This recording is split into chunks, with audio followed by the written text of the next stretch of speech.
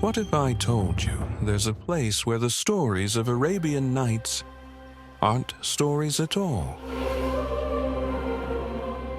A place where blue cities cling to mountains like painted dreams, where markets smell like cinnamon and chaos,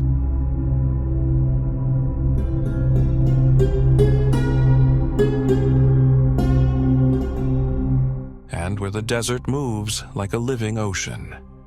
Morocco is that place.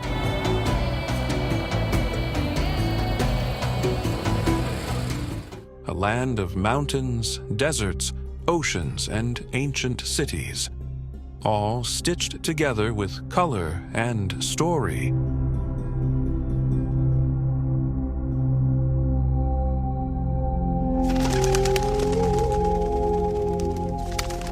Let's explore its worlds, one at a time. Chefchaouen, the Blue City. High in the Rif Mountains, at 564 meters above sea level, there's a small town that seems to float between mist and rock. Founded in 1471 as a mountain fortress, now home to around 46,000 people. It looks less like a city and more like a memory, someone painted into the hills.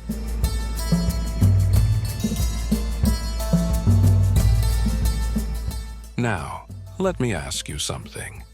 Have you ever seen a city that looks like it was dipped in the sky? Chefchaouen, the Blue City. Every wall, every doorway, every step glows in soft shades of blue. But why blue? Tourists say it's for aesthetics. Locals say it keeps mosquitoes away. Historians say Jewish refugees painted it hundreds of years ago. Which answer is correct? Here's the twist. In Morocco, all of them are. This country doesn't pick one story. It keeps them all, layered like the paint on those walls.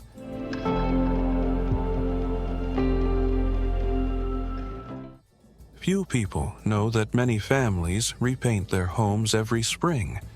It's not just maintenance. It's tradition, a ritual that keeps the city glowing and keeps the blue alive. In the early morning, fog drapes the walls like a soft white veil. Cats move quietly through the alleys. Sunlight hits the steps, turning the entire Medina into watercolor. Blue staircases climb the hillside like waves frozen mid-motion. Blue doors open to flower pots and tiny balconies. Even the shadows look blue. Every path leads somewhere gentle, somewhere quiet, somewhere hand-painted.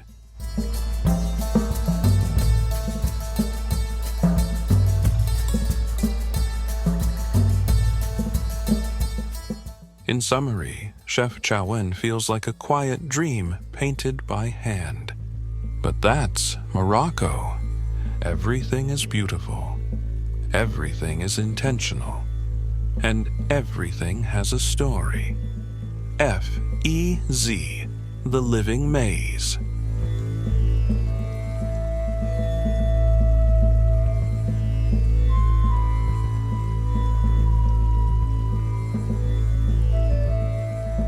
Picture this, a tall, carved gateway, sunlight sliding through it in a thin, golden line. You step under it, and suddenly the air changes. Because this isn't just any city.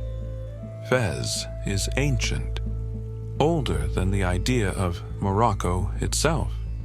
Its Medina, Fes el Bali, was founded in 789 AD, and the moment you enter, you feel that age pressing in from all sides.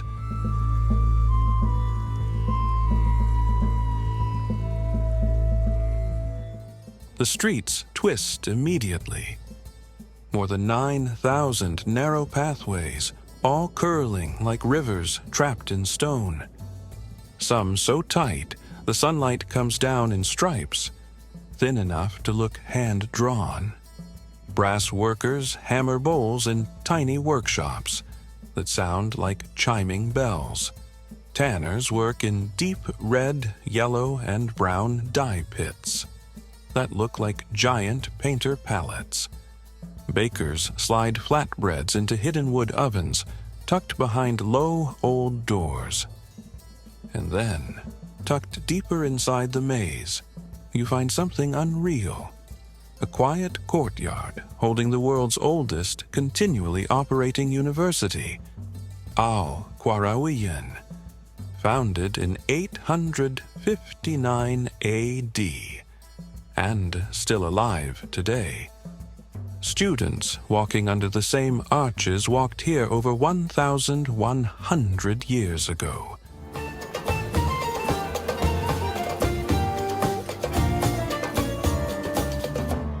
The deeper you go, the more Fez shifts. Sounds echo, shadows flow. Scents change every few meters. Spices, leather, wood smoke, mint tea. But here's the part almost everyone gets wrong. Fez isn't confusing by accident. It was built as a maze on purpose. A medieval defense system designed to trap invaders long before Google Maps was ever imagined. And it still works, because after just a few turns, you're the one who's lost. Lost in a labyrinth that isn't just old, it's alive.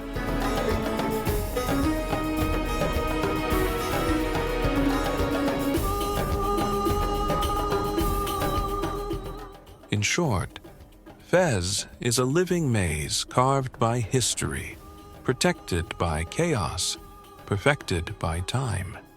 And just when you think you understand Morocco, it does this. It puts you in the Sahara.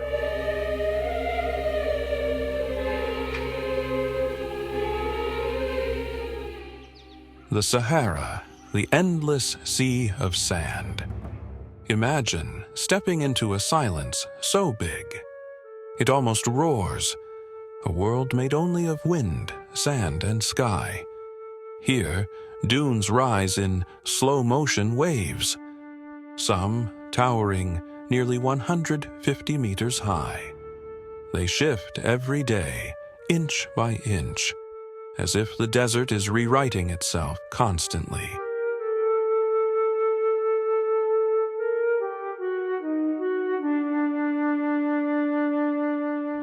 The Sahara feels like another planet, a place where time stops and everything becomes simple.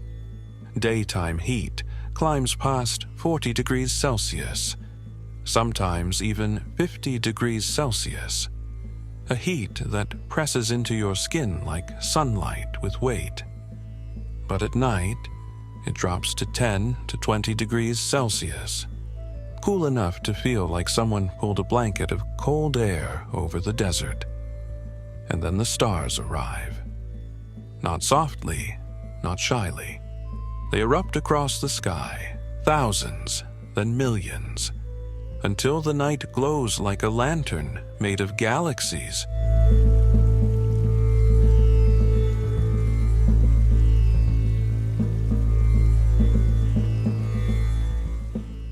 Nomads move through this world like time itself. Slow, steady, unbothered. Camels leave rhythmic footprints behind them, long shadows sliding across the gold. Campfires spark in the distance, tea boils, stories float upward with the smoke. At sunrise, the dunes shift colors, from violet to orange to pure, blinding gold. The air is crisp, the world feels untouched. It's the kind of quiet that doesn't just fill your ears. It settles inside your chest. Few travelers ever forget this feeling, standing on a dune, watching an entire ocean of sand breathe with the wind, realizing how small you are and how beautiful that is.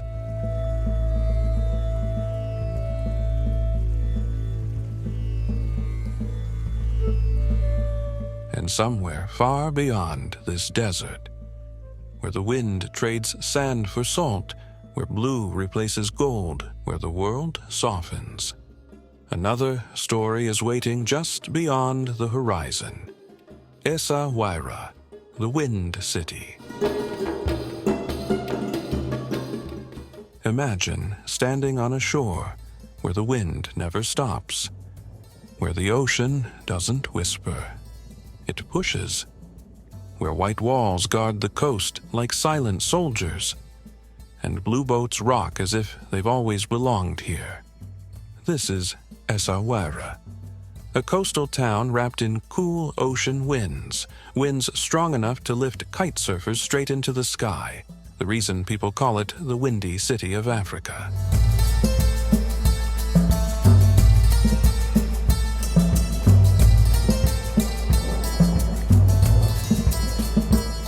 These winds carry salt, wood, and stories from far away. They slide through narrow alleys, rattle wooden shutters, and sweep across the port, where blue fishing boats cluster like pieces of a puzzle. White walls glow bright under the sun. Deep blue doors, blue boats, blue windows. Essaouira feels simple, clean, calm. Inside the Medina, now a UNESCO World Heritage Site, the world softens. Wood carvers shape cedar into boxes and instruments. Painters bend over tiny canvases. Musicians tune guembris, low, warm, heartbeat sounds.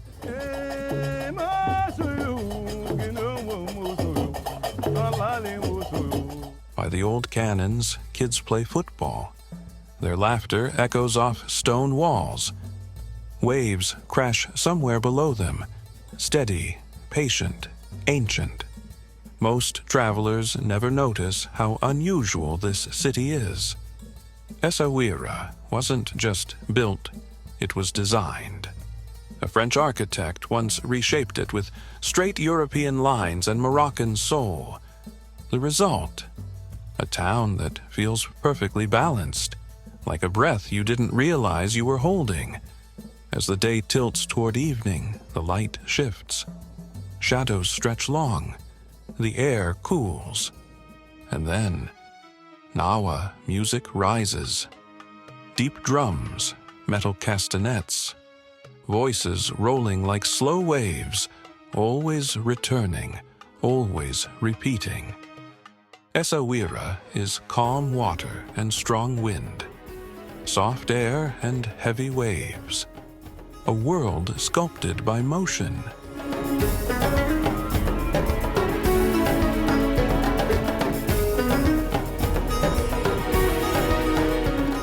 But step beyond the fortress walls. Follow the road where the breeze grows warm and where the color blue begins to fade into red.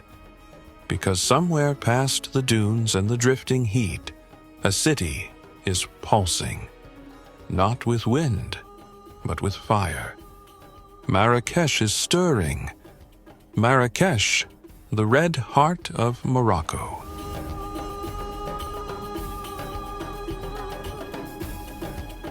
The moment you step into Jemaa el-Fna, you realize something. Morocco didn't invent the phrase sensory overload. It just perfected it. Marrakesh was founded in 1062 by the Almoravids, and somehow the city has kept the same fire burning for nearly 1,000 years. The walls glow in warm red clay tones, especially at sunset. And the square below, it doesn't just move, it breathes. Fruit sellers squeeze fresh orange juice. Drums echo from street performers. Lantern stalls shimmer in copper, gold, and bronze. Jemaa el-Fna isn't a market. It's a living organism. Every sound is a heartbeat. Every lantern is a pulse.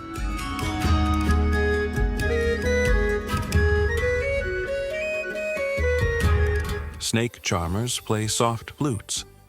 Spice vendors call out prices. Smoke curls upward from food stalls, grilling skewers, bread, and vegetables. The air thick with cumin, saffron, and warm night energy. And here's the part most travelers miss. This square has been alive for almost a millennium, making it one of the busiest marketplaces in all of Africa. A stage that never sleeps, never empties, never stops reinventing itself. Walk just a few streets away, and suddenly you're inside the souks. Narrow lanes packed with carpets, ceramics, leather bags, jewelry, perfumes, teas, mosaics.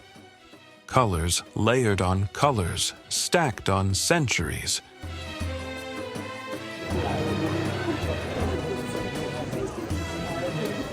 But look closer. Behind the chaos is something deeper.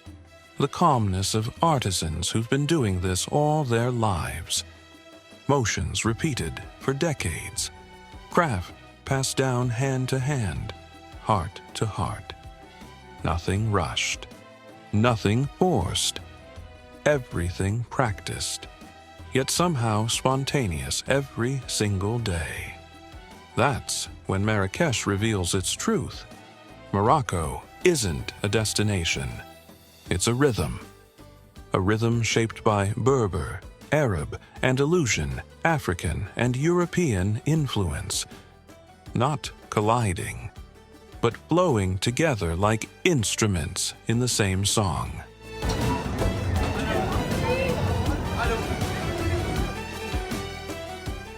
Marrakesh is the country's loudest, brightest heartbeat.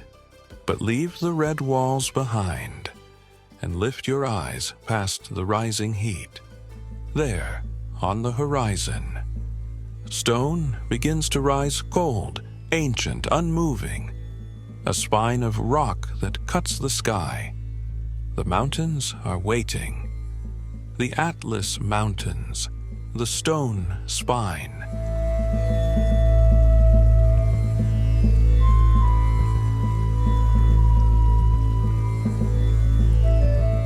Imagine climbing upward, and the world slowly falling away behind you. The air turning colder, thinner, quieter. Rivers shrinking to silver threads far below.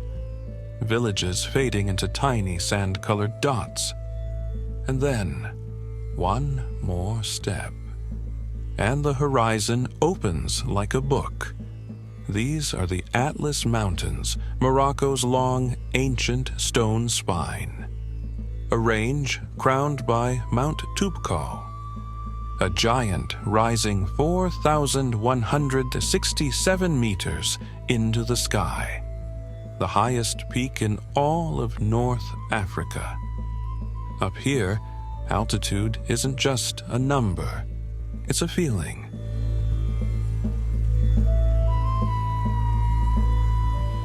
The mountains shift in layers of colored deep gray at the roots, rusty brown cliffs, and snowy white crowns glowing under the sun.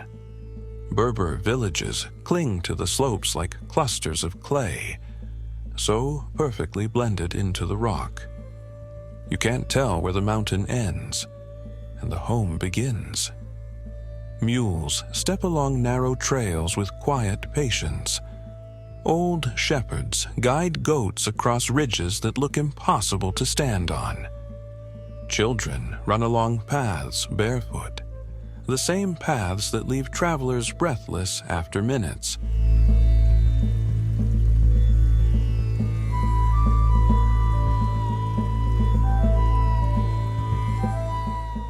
In winter, the peaks freeze into bright white calm. In spring, entire valleys burst into pink almond blossoms. Summer turns the high passes into endless wind and stone, and autumn paints everything in warm, red dust. The Atlas Mountains don't show off. They don't need to. They're rugged but generous, harsh but alive, ancient yet constantly shaping the people who live on their slopes. A place that doesn't ask for your attention, but refuses to leave your memory.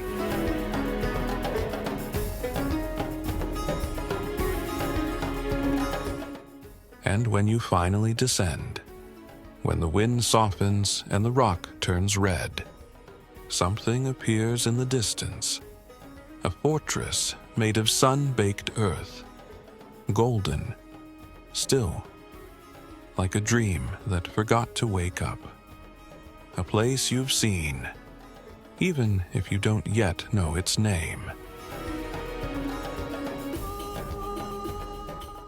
8 Ben Haddou, the storybook fortress. Imagine walking toward a hill where time isn't just old, it's patient. Mud towers rising from the earth as if they grew there on their own. Wind drifting through empty windows like it's reading the past out loud. And when the sun hits the walls, they don't just shine, they burn gold. This is 8 Ben Haddou, built in the 17th century. This fortified Khazar has stood through sandstorms, traders, caravans, empires, and now camera crews. It's no surprise UNESCO placed it among the world's treasures back in 1987. But even without the title, you'd feel it.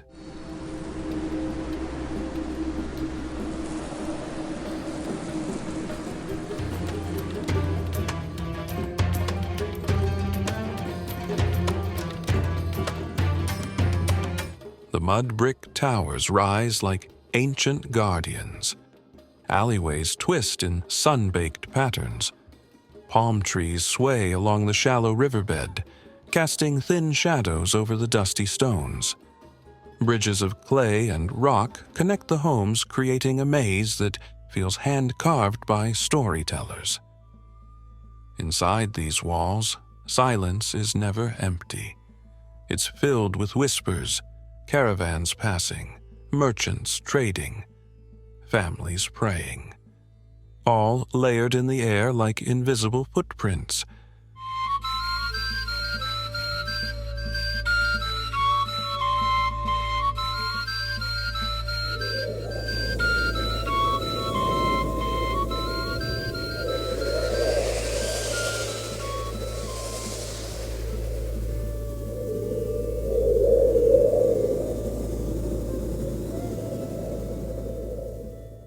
You walk through doorways darkened by centuries. Courtyards still carry the warmth of evening sun, and every terrace looks out over a landscape that feels too cinematic to be real, which is why filmmakers couldn't resist it. Kingdoms, deserts, battles, legends, they've all borrowed its outline. But here's the detail most travelers never realize.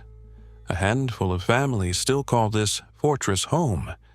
They cook on clay stoves, weave carpets with patient hands, tend goats along the slope, and greet visitors the way their ancestors did, with calm eyes and warm smiles.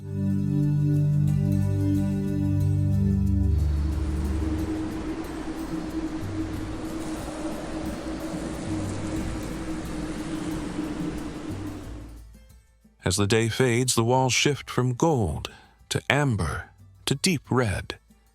Shadows grow long and thin. Dust rises softly with every step, and the whole Khazar feels like a story that hasn't decided if it wants to end. Because once you leave the gates, the desert waits, quiet, watching.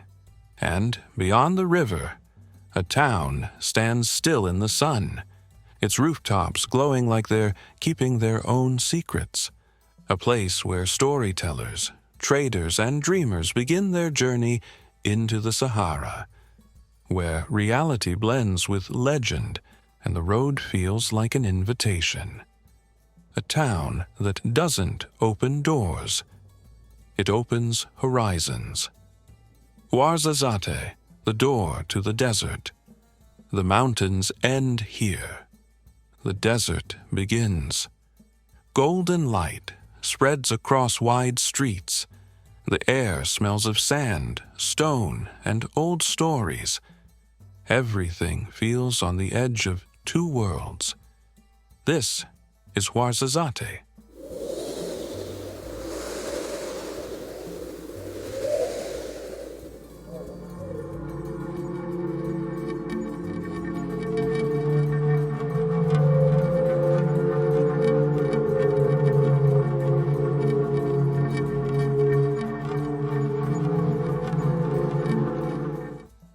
A town built between Atlas peaks and the Sahara. A gateway, a threshold. Palms sway lazily under the dry heat. Streets stretch wide and calm. Ochre buildings line the roads like silent witnesses. Old kasbahs rise like guardians, watching travelers pass. Movie studios sit nearby. Sets of temples, marketplaces, and battlefields frozen in time. From Gladiator to the Mummy, stories filmed here carry the desert's echo. The city earned its name, Hollywood of the Desert. Generations of families work here. Extras, guides, camel handlers, craftsmen. Stories linger in cafes, on film sets, in the desert wind. Every corner feels alive. Every shadow has a story.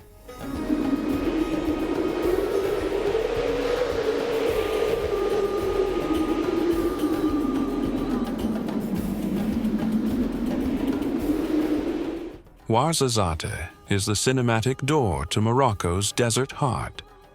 But step beyond the palms and kasbahs. A narrow gorge cuts sharply into the mountains.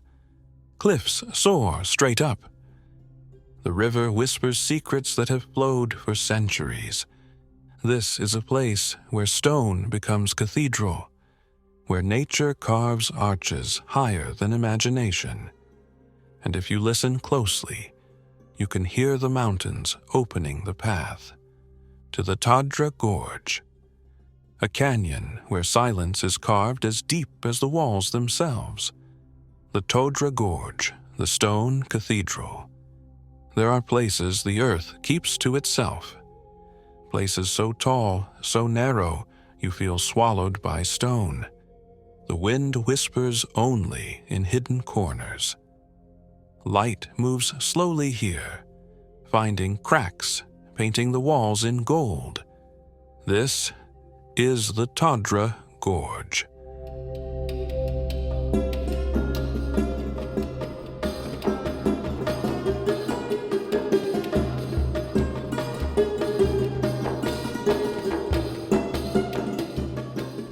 The Tadra Gorge is a deep canyon carved through towering red rock. Its walls rise nearly straight up to 400 meters high. At the narrowest points, the gorge is only 10 meters across. Sunlight slips in at select angles, creating streaks of gold and amber. A cool, clear river runs along the bottom. Climbers hang from ropes high above. Shepherds guide goats along precarious paths. Tourists walk quietly, eyes lifted, tracing the sheer stone. Birds circle from hidden ledges. Shadows stretch and twist as the sun moves. Every step echoes centuries of life, labor, and passage. Few visitors know that local families once crossed the canyon daily to reach distant marketplaces, carrying heavy loads for hours.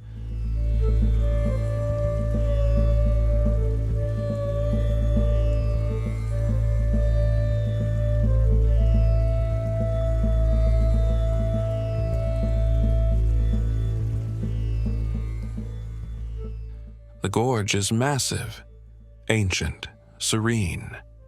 Every crack holds history.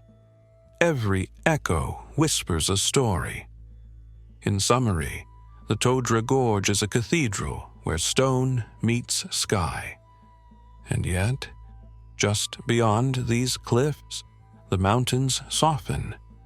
Valleys bloom in pink light, petals carpeting the earth. The wind carries the scent of roses, and trails wind through a fleeting paradise waiting to be discovered. A hint of pink draws the eye, leading toward a secret. A short-lived world of fragrance, color, and bloom.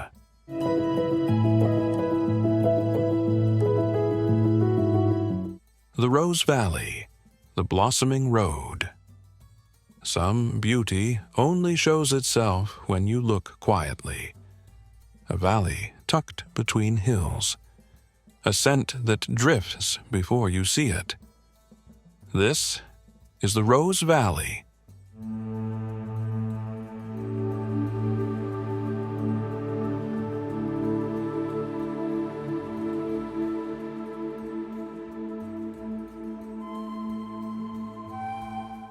In spring, the valley blooms with millions of pink damask roses. Over 3,000 tons of petals are produced here each year. The air fills with a sweet, intoxicating scent. Women gather roses at dawn, filling large baskets. Petals are dried or turned into perfumes, oils, and rose water. The entire valley softens into pink. Mountains behind glow in warm evening light. Fields shimmer under the bright sun. Bees hum softly, moving between blossoms. Shadows shift over the petals like gentle waves. Few travelers know the harvest lasts only about 3 weeks. Timing changes each year, depending on rain and temperature.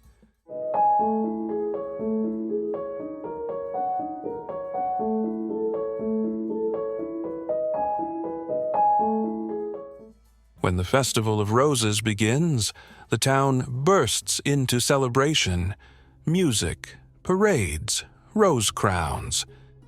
Laughter floats through narrow streets. Every corner smells of roses. Every step feels fleeting, precious, ephemeral.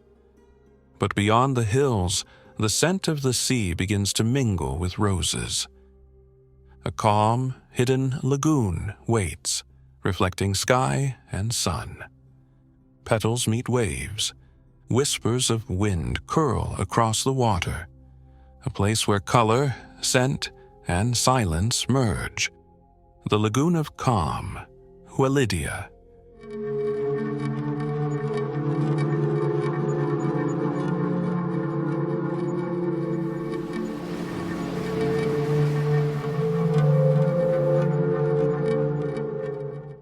Hualidia, the Lagoon of Calm.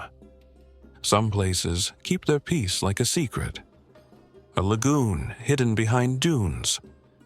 Water so still, it feels like the world has paused. This is Hualidia.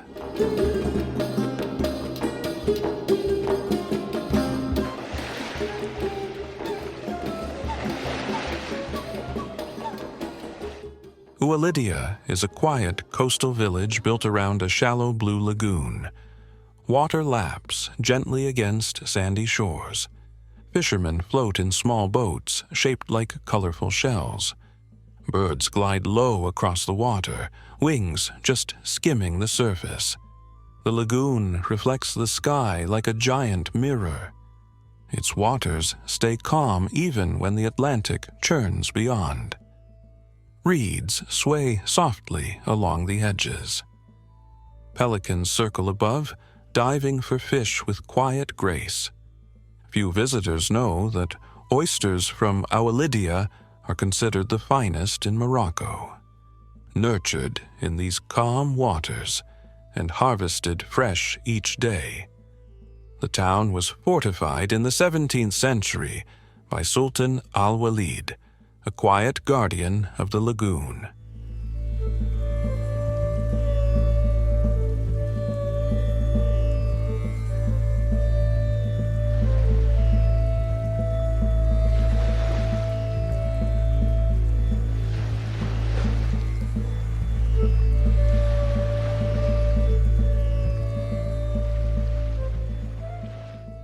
The town feels peaceful, slow, and soft, perfect for rest, perfect for silence.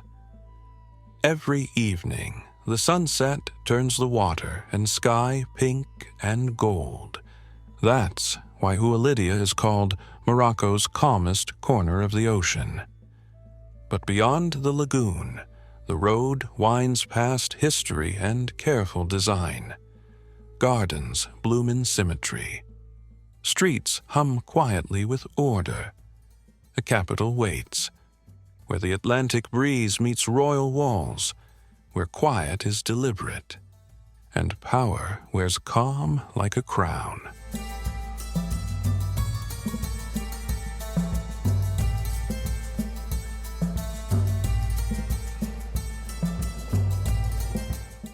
Welcome to Rabat, the quiet capital. Rabat, the quiet capital. Some cities hide their pulse behind calm streets. Here, the ocean hums softly. Palm trees sway in gentle breezes. Light reflects off white walls and quiet gardens. This is Rabat.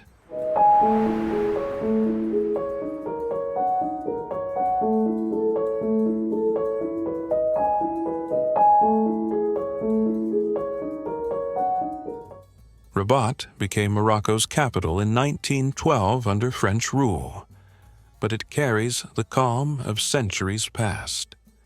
Palm-lined boulevards lead to modern cafes. The old Medina feels open, organized, almost deliberate in its pace. The Atlantic touches the city with cool, salty breezes. The Kasbah of the Udayas sits above the coast, a blue and white village watching waves roll in. Alleys are peaceful, gardens are quiet.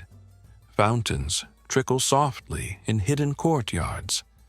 Birds glide over city walls in lazy arcs. Few people know the city was rebuilt many times by different rulers, each leaving marks on walls, gates, and towers. Rabat feels balanced, modern, and traditional, official yet relaxed. Even the streets whisper history without shouting.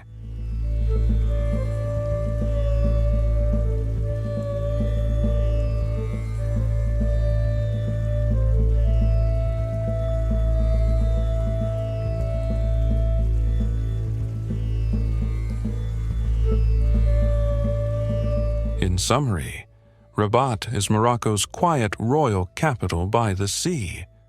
Calm, deliberate, measured.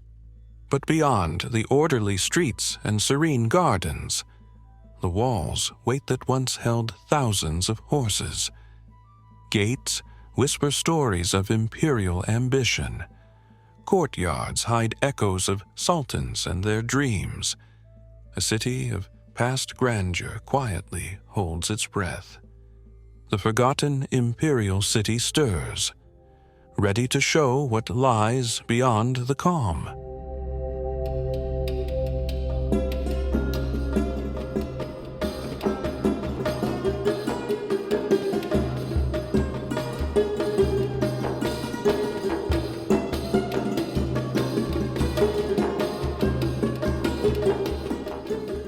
Welcome to Meknes, the forgotten imperial city.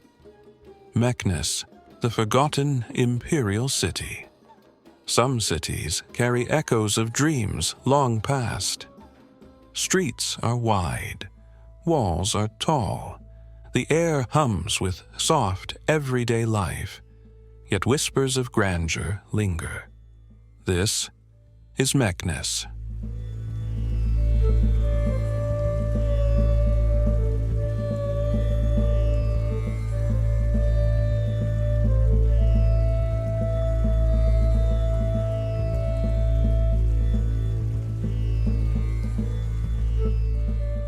Founded in the 11th century, Meknes became the capital under Sultan Moulay Ismail in the 17th century. It is one of Morocco's 4 imperial cities, but the calmest, the least visited. Its gates rise enormously, carved with intricate patterns. Palaces stretch across vast courtyards. Old stables once held thousands of royal horses. The city feels spacious, slow. Markets are friendly, local, alive in soft, subtle rhythms.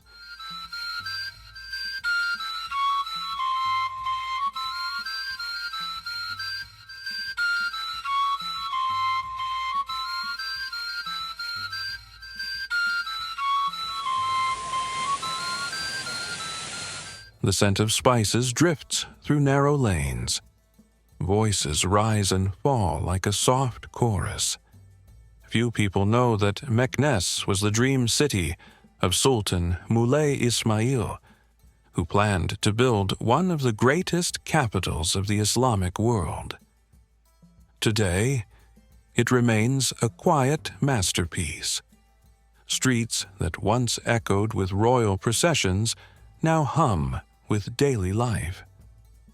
In short, Meknes is Morocco's peaceful imperial memory.